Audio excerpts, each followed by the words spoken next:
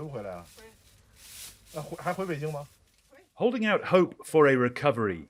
These days, fruit seller Mrs. GUAN has few customers, but she's keeping her shop in Beijing open and hoping the upcoming Lunar New Year will bring some good fortune. Businesses like restaurants are doing much better nowadays. There are more customers since the government eased COVID-19 policies. But I am selling fruit and nuts, and sales are still not good. These things are not daily necessities, and since people don't have spare money, they are more careful with spending. A widespread COVID-19 outbreak in China in recent weeks has crippled consumer spending. Millions of people have caught the virus or stayed at home in the hope of avoiding it. The government says everything is under control, but there are signs its rapid dismantling of pandemic policies last month is undermining the economic rebound. Exports fell in December and factory production shrank the most since long-term lockdowns 8 months earlier. In some places, frustration is boiling over.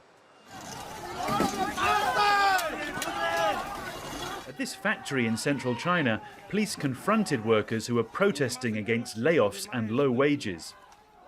Analysts say that China's COVID-19 challenges have global implications, as some of the world's biggest companies, from automakers to smartphone makers, are facing disruptions to their Chinese production lines.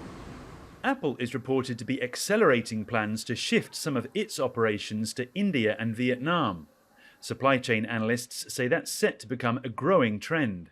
It's sort of like you can predict it's not going to be predictable. That's the problem that bothers everyone. And if you just try to draw a contrast between China and, let's say, even in many countries in Southeast Asia, their policies are much more predictable. They have not been taking such an extreme measure to control COVID. And their practice actually basically are more in line of the Western companies. Economists are forecasting a longer-term turnaround. Many predict that after COVID-19 infections have peaked, China could still achieve annual growth of almost 5%.